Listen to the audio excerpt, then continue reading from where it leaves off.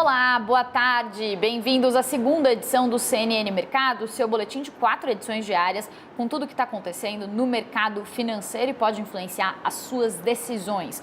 Bom, em semana decisiva sobre as discussões da PEC da transição, com muitas indefinições ainda, o mercado brasileiro abre a segunda-feira em queda, seguindo o exterior. A bolsa caía por volta do meio-dia e 40, 1,45%, estava perto dos 110.100 pontos. E o dólar subia 0,6%, perto dos R$ 5,25. Além de acompanhar as quedas em Nova York, a bolsa brasileira corrige altas da semana passada, quando subiu mais de 2%.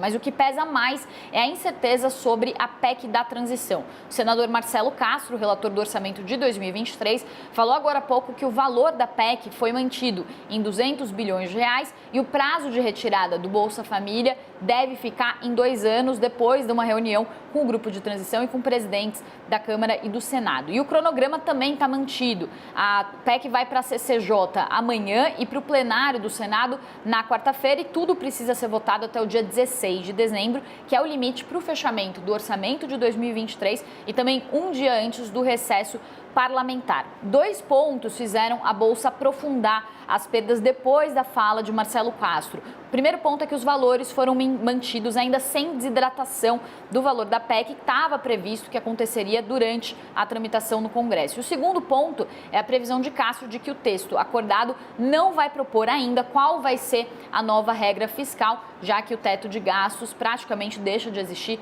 com a PEC. Ainda hoje também a gente teve as estimativas do Boletim Focus do Banco Central, que já reflete um pouco desse aumento das incertezas em relação à PEC. A gente tem na semana também decisão do Copom e o IPCA de novembro na sexta. Vocês estão vendo aí, então, na verdade a gente está vendo aí as maiores baixas, mas queria mostrar também quais foram as projeções já feitas pelo Boletim Focus de hoje. Mais cedo saíram as projeções, como toda semana o mercado faz,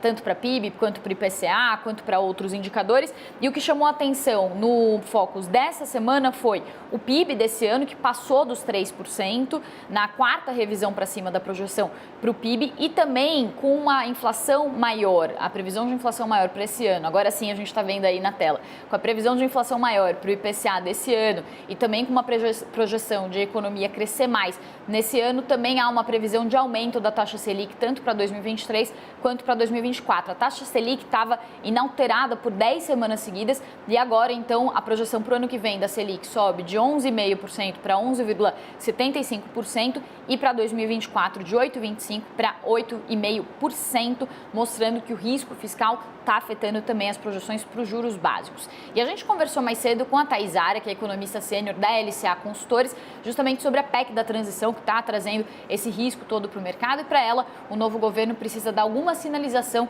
de que pode rever o arcabouço fiscal para compensar o aumento dos gastos. Vamos ver. No primeiro momento, isso pode trazer uma percepção de que o endividamento pode começar a crescer de uma forma insustentável, e aí, se isso trazer uma depreciação dos preços dos ativos brasileiros, então câmbio, taxa de juros, etc.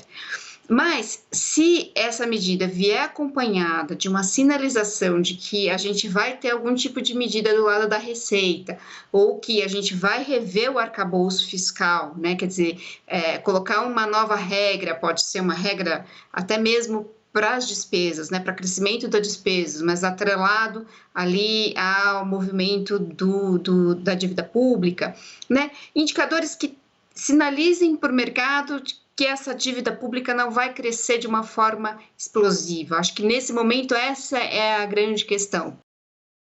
Bom, outro assunto também que está em destaque no noticiário é a transição na Petrobras. Hoje, Jean Paul Prats, cotado para assumir a presidência da empresa no governo Lula, e Maurício Tolmasquim, que é presidente do grupo de transição, se encontraram com representantes da empresa. E eu apurei com um dos membros do grupo de transição, o Rodrigo Leão do INEP, vocês estão vendo aí a matéria no nosso site, sobre quais são as principais recomendações do grupo de transição para a nova gestão da Petrobras. E ele disse que foram indicadas principalmente 2 mudanças de acordo com as discussões que foram feitas pelo grupo. O grupo sugere mudanças tanto nas diretrizes que dizem respeito ao foco da atuação da empresa, que passaria a ser não só petróleo, mas também a exploração de outras fontes de energia renovável para que a empresa se transforme numa empresa de energia limpa e também uma revisão em relação aos desinvestimentos, principalmente de ativos como refinarias. Sobre mudanças na política de preços, ele disse que isso ficaria para a nova gestão, então por enquanto ainda não tem uma definição sobre mudanças